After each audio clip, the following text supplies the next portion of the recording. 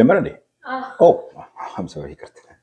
yes የምስጋና ቃል ከምስጋና ቃል ነው የሚጀምረው። የጨዋታ አዋቂውን ፍልቅልቅ ጠበቃ ተክለ ሚካኤል ተክልዬ እና የጥልቅ ትንታኔ ባለተሰጥኦ አንባቢ ጋዜጠኛ ኤልያስን ኤልየ የመጽሐፍ ዳሰሳ ሳደምጥ ይዋጓል እንደ ገብርዬ ይማራል እንደ አካልዬ ይሄንን መምህር አካሉ አጼ ቴዎድሮስ ናቸው የተናገሩት። ከዚህ በሃይማኖት ጉዳይ ላይ በነበረ ክርክር ላይ መምህር አካሉ የቀለም ቀንድ አራት አይና ይባሉት ናቸው የሚለው ታሪካዊ አድናቆት ዘይቤያዊ ግጥም ትዝ አለኝና እኔም ያዝናኗል እንደ ተክልዬ ያነቧል እንደ ኤልዬ ይቀርጿል እንደ ብሌንዬ ነበር ማለት ወደድኩኝ። እግዚአብሔር አብሮነታችሁን ይባርክ። እጅግ ከላቀ ምስጋና ጋር ላይከ ተክለ ማርያም ግንቦት 11 2018 ዓ.ም 11 ዛሬ ላኩልን ነው ብለኛ አቶ ላከ ተክለ ማርያምን በጣም ልናመሰግናቸው እንፈልጋለን። ዛሬ በቅዱስ ያሬድ ዕለት ነው። ልጃቸውን በጣም ነው ያመሰገነኝ። ቫንኮቨር መጽሐፉን ይላከልኝ አስተውታለሁ። በጣም ኤክሳይትድ ነው። አይ ጥሩ ነው እንዲህ አይነት አባት አሁን ለኛ ለዚህ ትውልድ ነባሩን ታሪክ በማምጣት እያመጡልን ነው። በሳቸው የቀን ችሎታና የግጥም ችሎታ ብዙ የሚያመሰግኑበት ኖረው እያለ ይሄንን የዳግማዊ አፄ ቴዎድሮስ ንግግር ይዋጓል እንደ ገብርዬ ይማራል እንደ አካልዬ እና ይሄ ትልቅ ነገር ነው። ከዛ በኋላ እንዲያም ይሰራዋል እንደ ንብ የሚል የንብ ባንክ ከልብ እንደ ንብ የሚል ነገር ሁሉ ወጥቶ ነበርና እሳቸው እግዚአብሔር ያክብርልን። አሁንም እድሜና ጤና ይስጣቸው። በድጋሚ እሳቸውንም እጃቸውን ከወለምታ ሰውሮልን ሌላ ደግሞ መጽሐፍ ከደርግ እስከ ኢህአዴግ አለ ከኢህአዴግ እስከ ደግሞ የሚለውን ነገር መጨረሻ እድሜ እንዲሰጣቸው ያልን እናመሰግናለን። ዛሬም አልጨረስንም። የዶክተር ያሬድና የዶክተር አማረ ተግባር እንመለስበታለን። ከዛ በፊት ግን ኤልያስ ትላንትና ቀረጻችንን ጨርሰን ስንሄድ ከትላንትና በኋላ መሰለኝ አንድ አስተያየት ኔጌቲቭም ፖዚቲቭ ይመጣል። በጣም ቆንጆ ጥሩ ነው። የሆነ ነገር ሲሰራ ይኖራል። አቶ ዘገየ አስፋውን በተመለከተ አንዳንድ ሰዎች ኢትዮጵያን ኦሮሞዎች ተችተዋል which is good። ግን ሌላ አሳዛኝ ነገር ሰምተናል። አዎ አንድ ጋይ ዘገየ አስፋውን በሚመለከት አንድ ከበጣም ጓደኛው ሰው ያገኘሁት መረጃ አርብ ነው ቅዳሜ ተደዋውለው ተገናኝተው ነበር። በአጋጣሚ ከማረፉ በፊት ጋር እሁድ ተመርቆ ማለት ነው። ከዛ በፊት እሁድ ነው የተመረቀው መጽሐፍ።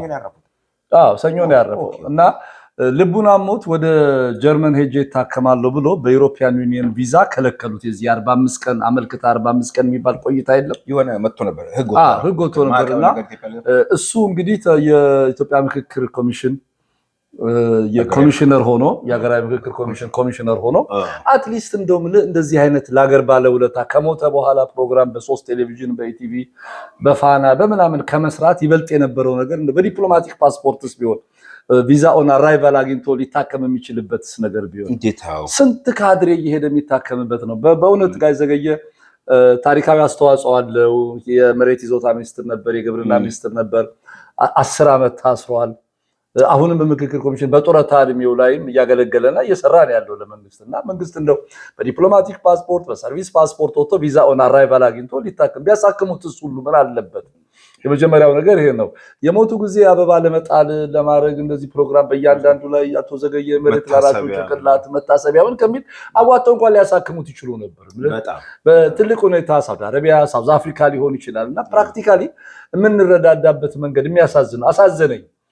በቪዛ ጀርመን ሄዶ ሊታከም ሲችል ኮሪያ ወር ሲንጋፖር ወር ምናምን እዚህ ታይላንድ ሄዳለሁ እያለ ኢንቢቲዩን የልብ ጉዳይ ነው። እሁድ መጽሐፍ የመረቀ ሰው ሰኞ ለታ አረፈ ሲባል ሪሊ አስደንጋጭ ነው። ኤንድ ደግሞ በዚህ ሰዓት ስልጣን ላይ በተወሰነ መልኩ የያዙት ሰዎች በኮራፕሽንም በምንም ብዙ ቢሊየን ብር ያከበቱ ሰዎች የአንድ ባለሀብት አሁን ያለ እንደመቼስ ጊዜ ወለድ እንኳን ባለሀብት አንድ ሰው ሊያሳክመው የሚችል ነበር። ለአሊ ማንያ ሐሰን አሊ ነው ቤት ተገዛ። የ120 ሚሊዮን ቤት ነው የስንት ሚሊዮን ብር ቤት ተሰጣ መኪና እየተባለ በእውነት ለዚህ ሀገር ዋትኤቨር የፖለቲካ አቋሙ ብዙ ባልደግፈውም ጋይዘለየ ለኢትዮጵያ እንደ አገር እንግዲህ አበርክቷል። ትልቅ ነገር አበርክቷል። ከተማሪ እንቅስቃሴ ጀምሮ ከ1958 ጀምሮ ብዙ ነገር ሰፈር አድርጓል። አገሩ ገብቶ ሁሉ ሁንዴ የሚባል ኤንጂኦ ሁሉ ይሰራል እና ትልቅ በግራስሩት ደረጃ በዚህ በማይክሮ ፋይናንስ ሌቭል በጣም ብዙ ነገሮች አቆመላቸው ጽፎ እና ስለዚህ እንደው እንዲህ አይነት የሀገር ባለውለታዎችን እንኳን ከፖለቲካ ባሻገር ብዙ ነገር ሊደረግለት ሲገባ በተለይ በዚህ በቪዛ በጣም በጠራጉድ ካናዳ መጥቶ ነበር እኮ አይደል? ካናዳ መጥቶ ነበር። ስብሰባ ላስችር አሜሪካን ሄዷል። መስከረም ጁን መሰለኝ። ክረምት አንተ ቤት ድግስ የነበረለት እዚህ ነበር እንዲያውም እና ጋሽ ዘገየ በእውነት እንደው ነፍሱን ይማር። ከፖለቲካ ባሻገሩ የብሽሽቁ ፕራክቲካል ነገር አያቅማየ አሁን ዛሬ ቁጭ ብለው ነው ደግሞ ፕራክቲካሊ አንድ ሀብታም እኮ ሊያሳክመው ይችል ነበር። መንግስት ሊያሳክመው ይችል ነበር። ኢትስ ቬሪ ሲምፕል በጣም ይሄን ሰውዬ ለምሳሌ አንደኛ ከረንትሊ እየሰራ ነው፣ ለመንግስት እየሰራ ነው፣ እያገለገለ ነው። እና ቁጭ ብሎ ሌላ ቦታ ልጆች አሉት ለሕክምና ሄዶ እዛ ተከለከሉ በጣም እና በዩሮፒያን ዩኒየን ቪዛ መከልከል ምክንያት ጀርመን ሄዶ ሳይታከም ህይወቱ ማለፉ በእውነት ያሳዝን፣ በጣም አሳዝን እጅግ በጣም እና እንደው ለሌላውም እኮ ትምህርት ማግኘቱ ነው። አሁን ቁጭ ብሎ ከሞተ በኋላ ሁሉም ሻውራጅ ነው። በቃ እኔ የምልህ ዝም ብሎ የኦቢቹዋሪ መደርደር ነው። እሱ ነበር መሬት ላራሹ ሲባል ምናምን አቤት እሱ ይጋልገባበት ነው መሰለኝ እኮ እንደውም ሀምብል ናቸው አይደል? እሱ ሀምብል ነው። እንደው መሬት ላራሹ እኮ ራሱ አዋጁ ድራፍት ተደረገ በላይ በማዕከል ደረጃ እንጂ ተግባራዊ ያደረጉት ታች ተማሪዎቹ ናቸው። እሳቸው ናቸው ኖ ጋሻ ለማንተ ነው ያለው። እንዲያውም እኛ አይደለንም ባለውለታ። እኔም ሆንኩ ፕሮፌሰር አለማንተ ገብረስላሴም ሆነ አቶ ዘገየ አስፋው ሆነ ምንደርግም አይደለም ይሄን መሬት ላራሹ ስራ ተግባራዊ ለማድረግ ውለታ ከተሰጠ ክሬዲቱን መውሰድ ካለባቸው ያኔ የዘመቱ 60 ሺህ ተማሪዎች ናቸው። አንዳንዶቹ አዳሃሪያን የመሬት ከበርቴ ባለቤቶች ፊውዳሎች ቤት ውስጥ ሁሉ ዘመቻ ጣቢያ ያቃጠሏቸው። አርሶ አደሩ ያኔ ያልታጠቀም እነሱ ታጥቀዋል። ባለባቱ ታጥቋል። እየገደላቸው በእነሱ ደም ሁሉ የቆመ ነው። ይሄንንም እንኳን እንደው ዛሬ ከውግዘት አልፎ ብዙ ነገር ሊሰራበት ይገባ ነበር። እንደው ለሌሎቹም ኢትዮጵያውያን እንዲህ አይነት ነገሩን ትምህርት እንዲያገኝ በተግባር ማሰብ ነው የሚበልጠው። ሰው ሲቸገር መርዳት እንጂ ከሞተ በኋላ ማድመቅ ምንም ነገር የለውም። ስለዚህ አቶ ዘገየ አስፋው እንደተባለው ራሳቸው እንደተናገሩት ለቅርብ ሰው በሰጡት ምስክርነት ቪዛ አውሮፓ ለመሄድ ጀርመን ቪዛ ተከልክለው እሳቸውን የሚያህል ትልቅ ሰው ከረንትሊ በኮሚሽን ውስጥ ኮሚሽነር ሆነው ሲያገለግሉ እንግዲህ ሀገሪቱ ውስጥ ሁሉ ወርቅ ያመጣሉ የተባሉ እዚህ ካናዳም ድረስ ተወክለው ሲመጡ እዚህ መጥተው የነበሩ ሰው ናቸው እና በሰርቪስ ፓስፖርት ወይ ዲፕሎማቲክ ፓስፖርት ምንድነው አሁን አቶ ብዙአየሁ ታደለ የሚባል የኢስት አፍሪካ ሆልዲንግስ የለም ትልቅ ግብር ከፋይ ሆኖ ከዲፕሎማቲክ ፓስፖርት ተሰጥቶታል። ይሄ ሰው ኦፍኮርስ እና እንደዚህ የተደረገበት ነው። ሌላ ባለፈው አንድ አስተያየት የሰማሁት እኛ የፕሮፌሰር አለማንተ ገብረስላሴን እና የአቶ ዘገየ አስፋውን ጉዳይ ሁለቱን እያወዳደርን አማራ ከኦሮሞ ይበልጣል ቅብጥስ የሚል ፖለቲካዊ አንድምታ አልነበረውም ስናቀር እንደዛ ተረዱት። ብዙዎች ግን ያልገባቸው ነገር ጋሻ አለማንተ የጋሽ ዘገየ ሲያገባ ሚዜ ነበር፣ አንደኛ ሚዜው ነው። ያውም በሱ በኩል ያገኛት ወይዘሮ አስናቀች የምትባል ወዳጅ ናቸው፣ በጣም ይደዋወላሉ፣ ወዳጆች ናቸው። አዘ ፐርሰን ይላል ፖለቲካ ልዩነት አላቸው። ግን በቃ እሱ ይጫት ነው። ጋሻ አለማንተ ከረንትሊም ከመንግስት ጋር ይሰራሉ። ፕሮፌሰር አለማንተ ደግሞ ይቃወማሉ። በስቲል ይደዋወላሉ። ከጓደኝነታቸው ለምክክር ኮሚሽን ከመስራትም ከመቃወምም በላይ ወንድማማችነት እና ይሄንን የ50 የ60 ዓመት ጓደኝነት በፖለቲካ መነጽር ማየት ትንሽ ያሳዝናል። ስር ሚዜ ማለት ነው። አንደኛ ሚዜ ነው ያገባት የወሎ ተወላጅ ወሎይት አማራ ነው ያገባው። ያገናኛቸው ጋሻ አለማንተ ነው። ይሄ በቃ ተመልከት። ያኔ ጋሽ ዘገየ እኮ ጥሩ ሴት ማግባት ነው የፈለገው። ወንድሜ ልዳረው ነው እንጂ ኦሮሞ እንዳያገባ አማራ ላግባ አይደለም። ጋሽ ዘገየ ኦሮሚያ እንደዚህ ቢሆን ደግሞ ጎንደሬ ነበር የሚያጋባቸው። ኦፍ ኮርስ በቃ አላማው በቃ በጥሩ የሚያውቃትን ነው። በነገር ላይ ኦሮሚያ እንኳን የማውቀው ሁንዴ እንጆ ከመጣው በኋላ ነው የሚለው በደንብ መናገር መጻፍ። ኦፍ ኮርስ እና እንደው የዛን ጊዜ የነበረውን ጓደኝነትና ወዳጅነት ዛሬ ለፖለቲካ ተረፍ ጆታ ከዛ አንፃር መታየቱ ትንሽ ተገቢም አይደለም። በብሔርነት ደግሞ ከተሄደ የአማራ እንዳልከው ከበርቴ የባላባት ልጆች ናቸው እኮ በስቱደንት ሙቭመንት ውስጥ አይደለም ነው አይደል? ላይ ዘገየ እኮ ራሱ የፊውዳል ልጅ ነው። እና በዚህ ነገር በውድድር ውስጥ አይገባም። ከሁሉም ብሔር በእውነቱ ከደቡብም ከአማራውም ከኦሮሞም ታግለዋል። አብዛኛው ቤተሰቡን የታገለ ትውልድ ነው። ሊትራሊ ቤተሰቡን የታገለ ትውልድ ነው ስትመለከት። ኦፍ ኮርስ እንደዛም ነበር እንጂ የነበር እነ ጥላሁን ግዛውን እኮ ማየት ነው። እነ ዋለልኝ ማየት እኮ ነው። በጠቅላላ የነበሩት የፊውዳል ልጆች ናቸው። ግማሾቹ ትግሬዎቹ እነ ብርሃነ መስቀልስ ቢሆኑ የፊውዳል ልጅ ነው። ጌታቸው ማሩም ጌታ ኢቭን ኢሳያስ አፈወርቂንም እንኳን ብትመለከተው የደጃዝማች ሰለሞን አብርሃ አጎቱ ሆኖ ደሴ ወይዘሮ ስን ተምሮ ያደገ ነው። እና እንደው ለማንኛውም ግን ምልከታው ከእንትን ማውጣት ነው ከብሔር አውጥቶ የሚያሳፍረው ምን መሰለህ? አሁን የኦሮሞ ብሔርተኞች ዘገየ ያሉና ጮሁ። ጋሽ ዘገየና ጋሽ አለማንተ ግን ሲናገሩ ሁለቱንም ድሮፕ አድርገው ፕሮፌሰር አለማንተና አቶ ዘገየ አስፋው ናቸው ጓደኛሞች። በቃ ዘገየና አለማንተን የሚባባሉትም ደግሞ ኦፍ ኮርስ ይደዋወላሉ፣ በቅርብ ይጠያየቃሉ። አሰፈርሰን ጥሩ ነው መጽሐፉ ላይ ሁሉ ይጠቅሰዋል። ዘገየ ጥሩ ሰው ነው እኮ በቃ እንደው እንዲህ ስታገኙ የለም በዚህም ከፖለቲካው ውጪ እና እንደው ይሄንን ለሀገር ባለውለታ የሆነ ሰው እንዲህ ማየቱ ጥሩ ነው። በጣም ቆንጆ ኤኖስ አስተያየት መጫሩ በራሱ ግን ቆንጆ ነው። ሰዎች ኦፍ ኮርስ ዋንስ ከሰራም በኋላ ሰዎች በምን መልኩ ይረዱታል፣ ይተረጉሙታል፣ እንዴት ይተቹታል we have no control በሱ ላይ ዝጓይ ተቹን ጻፉ። እኛ እኮ ፌርሊ ነው ያቀረብነው። አሁንም ቢሆን ለምሳሌ ፌርሊ የሚለው በሰው አይን በተመልካች አይን አይደለም ይከመጥ ኖ እኔ ፌርነስ ለምሳሌ ሁሉ ነገር the benefit of the doubt ይሰጠዋል ብዬ አላምንም። እኔ ካንተ ያለ ኖ እኔ እናንተ ልክ ነህ እንሞክራለን። በእኔና ባንተ አስተያየት ትክክል ነው፣ ፌር ለመሆን እንሞክራለን። በሰዎች አይን ፌር ነን አይደለም ግን ያው ሰዎች ነው የሚተወው። ሰዎች የራሳቸውን እርምጃ ከቆሙበት ቦታ ሊያዩ ይችላል። የኛ ግን ፌርነስ ጋሽ ዘገየ ዳንቱ ዘቲለር ለአና ለሳውዝ አፍሪካ ጋዜጠኛ የሰጠውን ጋሽ አለማንተ የጻፈውን ነገር እኔ ደግሞ ፐርሰናል ኢንተርቪው አድርጌው በኦዲዮ ቪዲዮ ሬከርድ ባለ ነገር በተነጋገርነው ላይ ስናወራ ፌር ሆነን ያየነው። ሁለት አሁንም ቢሆን እኮ አሁንም ፌር ሆነን ስላየን ነው ይሄ ሰውዬ እንዲህ ለሀገር ያደረገ አስተዋጽኦ ያኔ እንዲህ ነገር አለ ብለን አነሳን። አሁን ግን መንግስትንም ክሪቲሳይዝ የምናደርገው ለዚህ ለሀገር ባለውለታ በዲፕሎማቲክ ፓስፖርት እንዴት እንዲህ ይደረጋል፣ በቪዛ እጦት እንዴት ይሞታል ነው። ቁጭትም ጭምር እኮ ነው፣ ሌላ ነገር አይደለም። ትክክል። ከማን እንጀምር? ከአማረ ወይስ እስቲ ከዚህ ከሜዲካል እንጀምር? ከአማረ እንጀምር። አማረ ምግባሩ ወይንም ከአዲስ አበባ እስከ ሉላዊነት ግለ ታሪክ በአማረ ተግባሩ በየነ የጻፈው መጽሐፍ። ይሄ መጽሐፍ በእያንዳንዱ ገጽ ላይ እየጨመርክ እያየ በሄድክ ቁጥር ብዙ አዳዲስ ነገሮች ታገኝበታል። ኢትስ ሶ ኢንትረስቲንግ። አንድ የሚገራርሙ ነገሮች አሉ። እኔ እንዲህ አይነት መጽሐፍ መውጣታቸው አዳዲስ ነገሮች እንዲፈጠሩ ነገር ማድረጉ ትልቅ ነገር ነው። ሪሰርች ላይ ኦፍ ኮርስ ከዛ በኋላ ያሉትን እኮ ነገሮች ስትመለከት በምን አቅጣጫ ይሰራ እንዴት ነገር ይሁን ብለህ የምታስባቸው በጣም ብዙ ነገሮች አሉ። ለምሳሌ አሁን ቀድመ ሃፓ የነበረውን ድርጅት ከአንድ ከመኢሶን አባል ያኔ ግን መኢሶን ካልነበረ ሰው አስተያየት ስትወስደው የሚገርሙ ነገሮችን ያመጣል። እስቲ ይህችን ነገር ያት ለምሳሌ ከጥላሁን መገደል ተምረን ከጥላሁን መገደል ተምረን መንግስት በቀላሉ ማህበሩን እንዳይወነጅልና ተመሳሳይ አደጋ በጓዶቻችን ላይ እንዳያደርስ ቅድመ ጥንቃቄ ማድረግ አለብን የሚል አይነት ነበር። ተስፉ ኪዳኔ ሀሳብ ያልተዋጠለት ጸሎተ ሕዝቅያስ ነበር። ተስፉ ኪዳኔና ጸሎተ ሕዝቅያስ ኢህአፓዎች ነበሩ። ያኛው ኤርትራዊ ነው፣ ጸሎተ ሕዝቅያስ ኢህአፓ ነው። ፋይንዲንግ ሳሊ የሚል ፊልም ስታይ የሷ ቦይፍሬንድ ባል የነበረው ነው ጸሎተ ሕዝቅያስ። ኢንተረስቲንግ። ይህም አለ መንግስት የማጎብደድ ያህል ነው ብሎ እንደመለሰለት አስታውቃለሁ። የቀሩት ይስሐቅ ደብረጽዮንና ዳዊት ስዩም በአንክሮ ሲያዳምጡ ይርጋ ተሰማና መላኩ ማርቆስ የተስፉን ስጋት የሚደግፍ አስተያየት ሰንዝረው ነበር። ተስፉ ኪዳኔ በመደጋገም ታሪኩ ደብረጽዮን አዲስ አበባ የተወለደ ኤርትራዊ መሆኑ እየታወቀ እሱን የማህበሩ ፕሬዝዳንት ሆኖ እንዲመረጥ ማድረግ መንግስት ያዘጋጀልን ወጥመድ ውስጥ መውደቅ ነው በማለት ደጋግሞ መከራከሩን አስታውሳለሁ። ሁሉም ካዳመጡት በኋላ በመጨረሻው ታሪኩና ጌታቸው ይጠየቁና እነርሱ ይወስኑ የሚለው የመግባቢያ ሀሳብ ላይ ተደረሰ። በማን በኩል እንደተነገረ በትክክል ባላስታውሰውም ታሪኩ መወዳደር የሚፈልገው ለፕሬዝዳንትነት ነው የሚል መረጃ ተሰጠ። የማን ፕሬዝዳንትነት? የዩዝዋን ነው።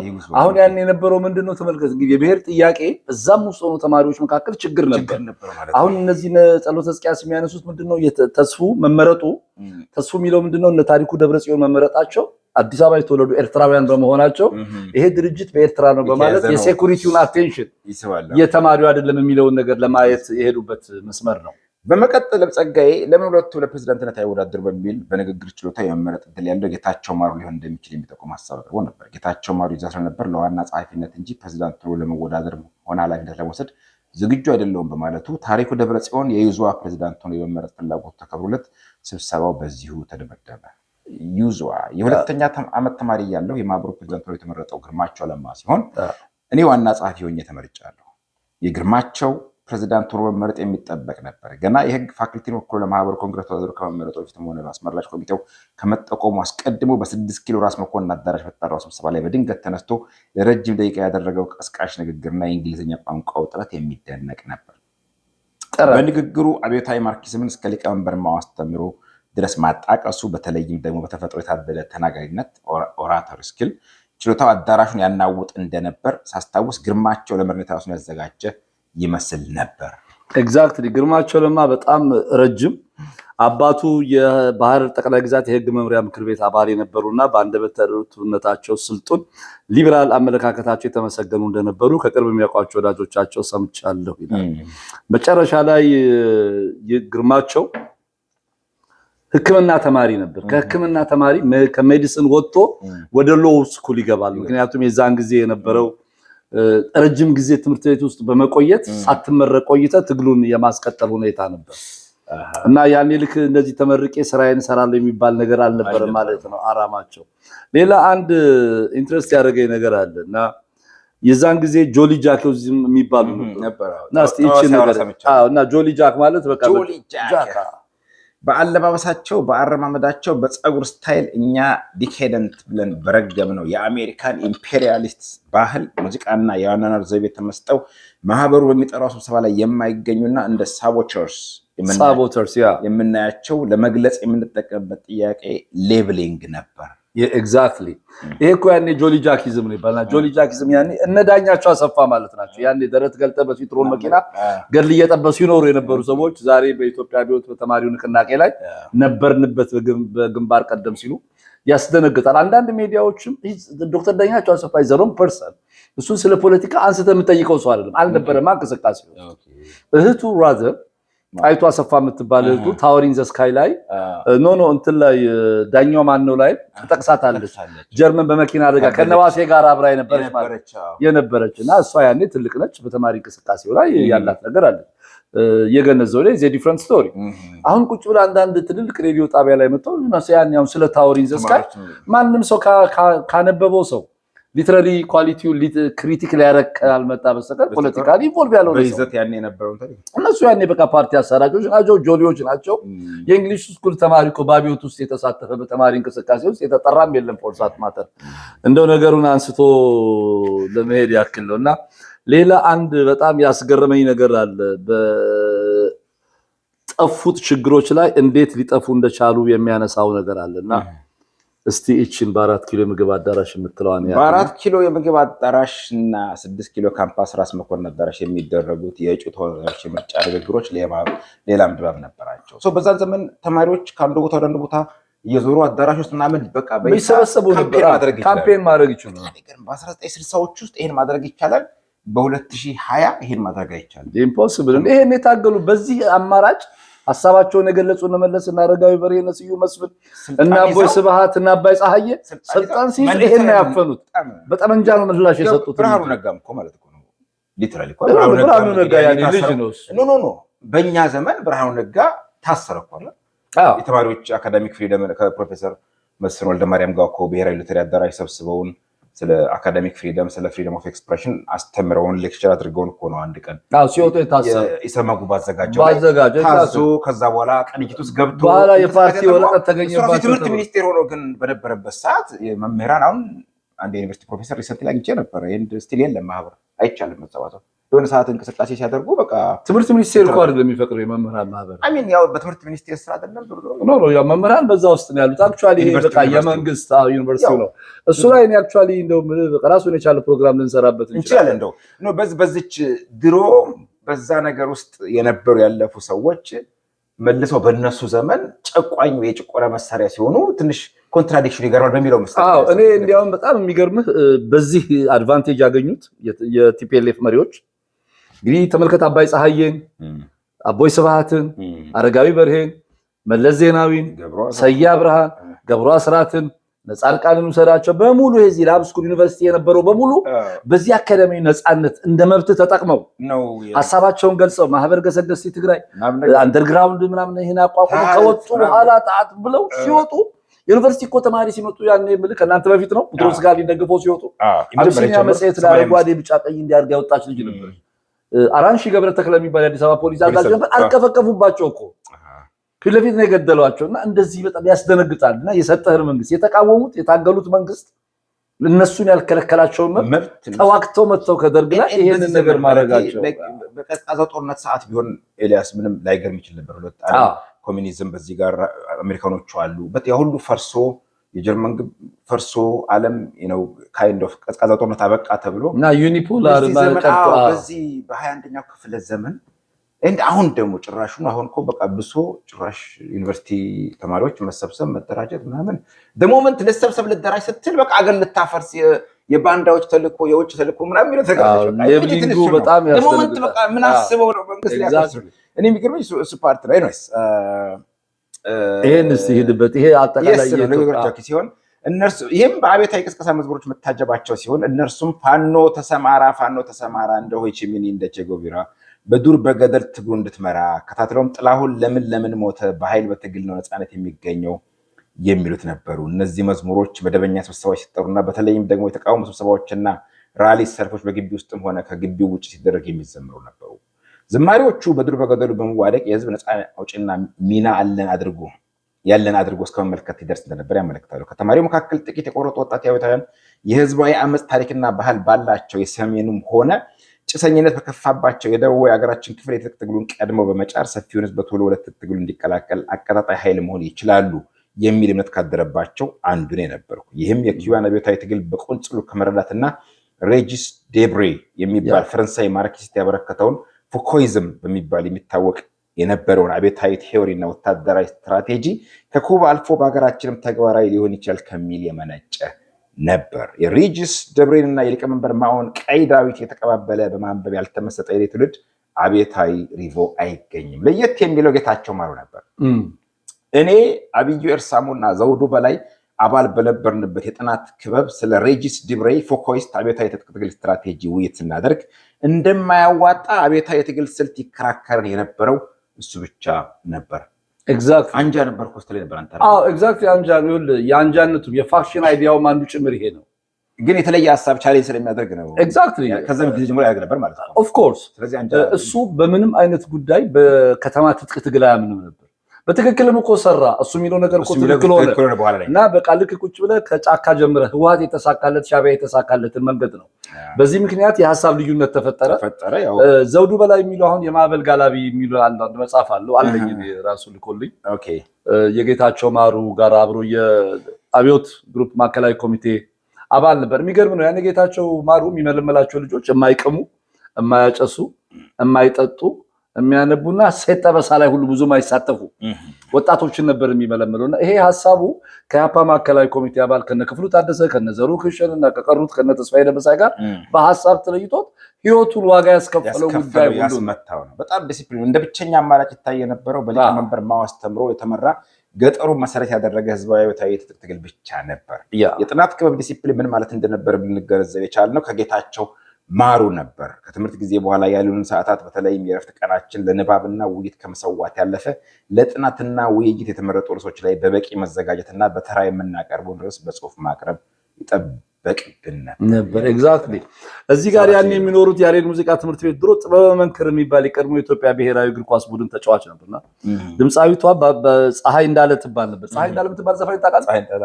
ህፃን ነበርኩኝ ህፃን ምንም የማራቅሙን ለኔ ሁልጊዜ ጨዋታ ያፈር የጭቃ ጨዋታ ምናምን የኔ ሁልጊዜ ደስታ ምትል የድሮ ዘፈን ነው። ብሔራዊ ቲያትር ነበር የምትጫወተውና የእሷ ባል ነበር። እዛ ነበር የምንኖረዋል። እነዚህ ልጆች የዛን ጊዜ በትልቁ ነገሮች ስትመለከታቸው ይወጡ የነበሩትን ነገሮች ነው። ሌላ እቺን ኢንትረስቲንግ ነገር አንብበው እስቲ። ያኔ ቢታወቁ የነበሩ ሰዎች በጌታቸው ማሩ በኩል ለጥናት ክበባችን የሚወጡ ዜናዎችና ከውጭ በድብቅ እየገቡ የምናነባቸውና የምንወያይባቸው የሰሜን አሜሪካና አውሮፓ ተማሪዎች መጽሔቶችም ነበሩ።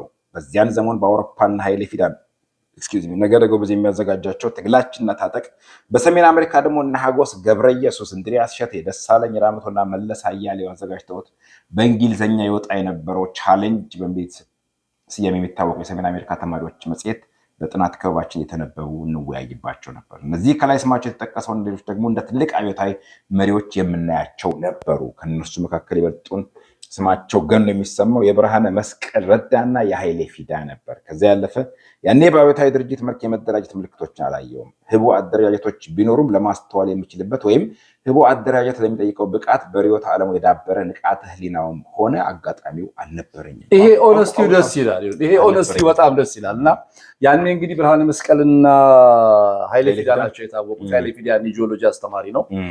ዩኒቨርሲቲም አውሮፓ ለስኮላርሺፕ ተልቋል። ብርሃነ ጥሩ ያነበበ ነው። የሁለቱ ኢህአፓና መኢሶን ሆኖ መከፈል ነው። ሌላው እንዲሁ ለተመልካቾቻችን ፕሮፌሰር እንድሪያስ ሸቴም ሆነ ደሳለኝ ራመቶ፣ ታምራት ከበደ የመኢሶን መስራች አባል ነበሩ። በኋላ ነው የተለዩት። ፕሮፌሰር ሽብሩ ተድላ ከጉሬዛ ምናምን ሚላን የህይወት ታሪክ ጽፈዋል። አሜሪካን ኤምባሲ ገብተው እነ እንድሪያስ እነ ፕሮፌሰር ሽብሩ ተድላ ከዚህ ሄደው ኢትዮጵያን ኤምባሲ ሃይጃክ ለማድረግ የለም ገብተው ግቢ ውስጥ ባንዲራ እናወርዳለን ሲሉ እንዲያውም ከዛ በኋላ አሜሪካን እንደዚህ ኤምባሲ የሚጠበቅበት ህግ ነገር ነው የወጣው እና በጣም አንድ ትልቅ ነገር ልናይ የቻልንበት ምክንያት ከነዚህ ሰዎች በየቦታቸው ያሳለፉበት መንገድ አለ። ንባባቸው ጥሩ ነው፣ ጥብቅ ነው። ጋሻ ማረም አሁን ጥሩ ነው የምልህ አላቅም ነበር ነው የሚለው። በአሁን እይተው አይደለም የጻፈው ያኔውን ሁኔታ ነው። አቶ ቡልቻን ስናይ ሁሉንም ነገር አሁን ባላቸው የኦሮሞ ፌዴራሊስት ኮንግረስ መስራች አባል ሆነው የተነተኑት ነገር አየህ የእይታቸውን በጣም የአይዲዮሎጂ ፖለቲካ ላይ ስለሆነ የተሳተፈው ነገሩን በሙሉ አይዲዮሎጂካሊ በሰላም አድርጎ ነው ያየው። ሌላው አንድ ኢንትረስቲንግ ነገር ተጨማሪ 2 ደቂቃ ሜቢ ኦኬ ተደብድቦ ኮልፌ ዶክተር አማረ ተግባሩ አሁንም እቺ ነገር እስቲ አንብባትና እንዘጋለን። በሱ ነው 10 አለቃ ሞገስ ምናምን እስከ ቴዎድሮስ ካሳ ገርማሞ ድረስ ኦኬ እናቴ ስታስጠራኝ ልወጣ ያልቻልኩበት ከድብደባ የተነሳ ውስጥ እግሬ ስለማያራምደኝ እንደሆነ ይነግራታል። እስር ቤት ታስሮ ድብደባ የሚስተገርፈው ኦፍ ኮርስ ቶርች ተደርገው ነው።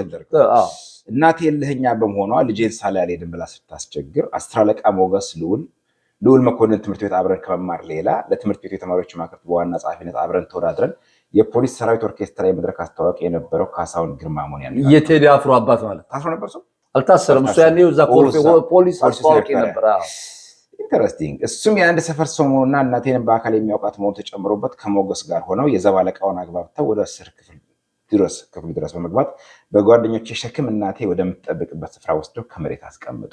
መሄድ ስለማይችል ማለት ነው። አውለናት ካላየሁት ስላሉ ማለት ነው። በኋላ ያለውን ነገር ቀጥለው እኔም ከሽቦው አጥር ውጭ ወዳለችው እናቴ ለመጠጋት ያለ ምርጫ በንፍቁቅ መሆኑን እናቴ እንደተመለከተች እኔን ማናገሩን ትታ እንደ ብራቅ መጮህ ጀመረች።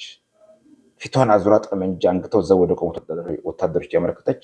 ገና ምን አይታችሁ? ይህ ሁሉ ግፍ እንዲህ አይቀርም፣ ይህች ሀገር ገና እሳት ይነድባታል እያለች ስትራገም የእናቴን ስም የሚያውቀው ይኸው የሰፈሬ ሰው ማማየለች ረባኮ እንዲህ አይበሉ እያለ ሊያረጋጋት ሲሞክር፣ እሷ ግን እየተራገመች እኔንም ሳታናግር የመጣችልኝን ምግብና ልብስ እዚያ ወርውራው በመጣችበት መኪና ገብታ ወደ ቤቷ ተመለሰች። 10 አለቃ ሞገስና በዋናው ወደ ፈጥኖ ደራሽ ግቢ መግቢያ በተረኝነት ዘብ የቆሙትን በአጠገባቸው የተሰበሰቡት ፈጥኖ ደራሽ ፖሊሶች በእናቴ ቁጣ የተሞላበት የድፍረት አነጋገር ተደናግጠው እንደነበር ትዝ ይለኛል። እኔንም 10 አለቃ ሞገስና ወታደር ታደሰ የአባቱን ስም ዘንግቼዋለሁ የሚባል በኋላ ተወዳጅተን የምስጢር ወረቀት በማስወጣትና በማስገባት የረዳኝና ቦታ ድረስ ተመድቦ የነበረው ሌላ ፈጥኖ ደራሽ ፖሊስ ወዲያው ተጋግዘው መሬት ከተቀመጥኩበት አንስተው ወደ እስር ክፍል መለሱኝ። ተመልከት። አሁን የጋሻ ማረ እናት ወይዘሮ አየለች እቺ ሀገር ይሄን ግፍ ተመልከቱት፣ እሳት ይነድባታል አሉ። እውነትም እሳት ነደደባት። ስርዓቱ ላይ የነደደውን እሳት ነው። ከ3-4 ዓመት በኋላ ነው ህዝቡ ላይ የመጣው ነገር ነው። ይገርማል። እንግዲህ አሁን የቴዎድሮስ ካሳሁንና አባት ካሳሁን ገርማሞ ከጋሻ ማረ ጋር በነበራቸው ህይወት እንግዲህ ያኔ ትምህርት ቤት አብሮ ተወዳድረዋል። አማረን አትምረጡ እኔን ምረጡ ብሏል። ታስሮ ሲመጣ ግን ያደረጉትን ነገር ይኸው እና ያኔም ቶርች አለ። ባለፈው ማውርተ ነበር የቶርች አይነት የለም እና በእንፉቅቅ ነገር የሄዱበት ነው።